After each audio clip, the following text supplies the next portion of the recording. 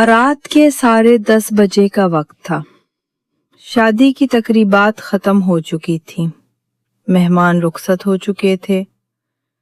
کمرہ عروسی گلابوں، خوشبوؤں اور ہلکی روشنیوں سے مہک رہا تھا۔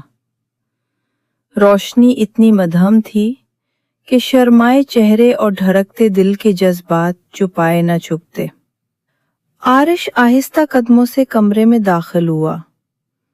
اس نے سفید شیروانی پہنی ہوئی تھی اور چہرے پر ایک ہلکی سی مسکراہٹ تھی۔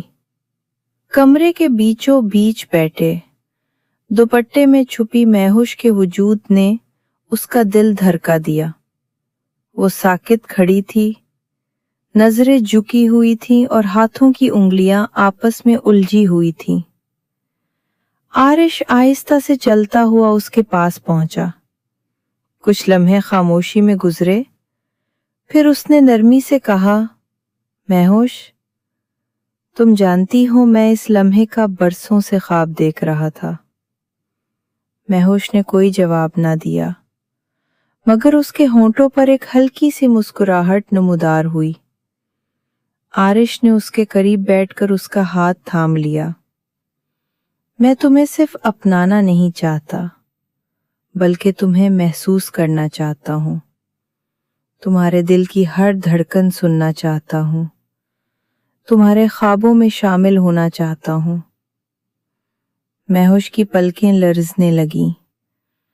اس نے آہستہ سے سر اٹھایا، پہلی بار آنکھیں ملی، اور وہ لمحہ دونوں کے لیے ٹھہر سا گیا۔ عارش نے دھیرے سے اس کا دوپٹہ سرکایا اور اس کی آنکھوں میں جھانکا۔ تمہیں دیکھ کر لگتا ہے جیسے چاند میری باہوں میں آ گیا ہو۔ مہوش کی سانسیں تیز ہونے لگیں۔ اس نے آہستہ سے کہا، میں ڈر رہی ہوں، یہ سب نیا ہے میرے لیے۔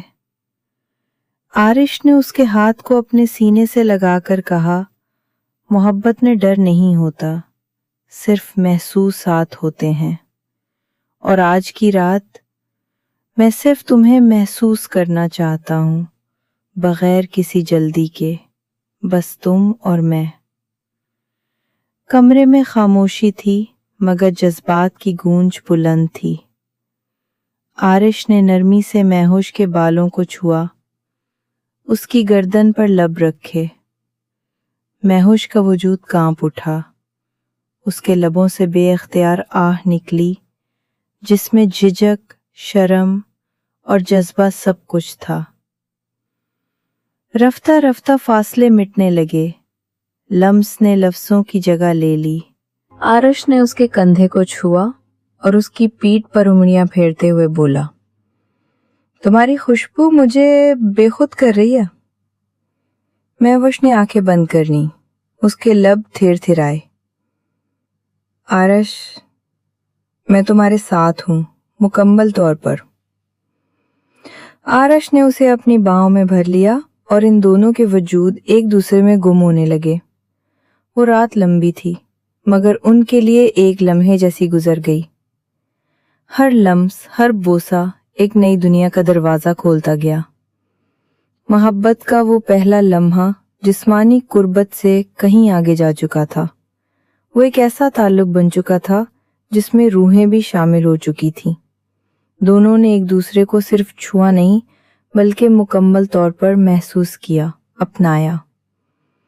رات کے آخری پہر، جب روشنی دھیرے دھیرے نمودار ہو رہی تھی، عارش نے مہوش کو اپنی باہوں میں لے کر کہا، آج صرف ہمارا نکاح نہیں ہوا، ہماری روحیں ایک ہوئی ہیں۔ مہوش نے آنکھیں کھول کر نرمی سے کہا، اگر یہ خواب ہے تو میں کبھی جاگنا نہیں چاہتی۔ اور وہ دونوں پہلی رات کے اس حسین لمحے میں ایک نئی زندگی کے آغاز کے ساتھ ایک دوسرے میں مکمل ہو چکے تھے۔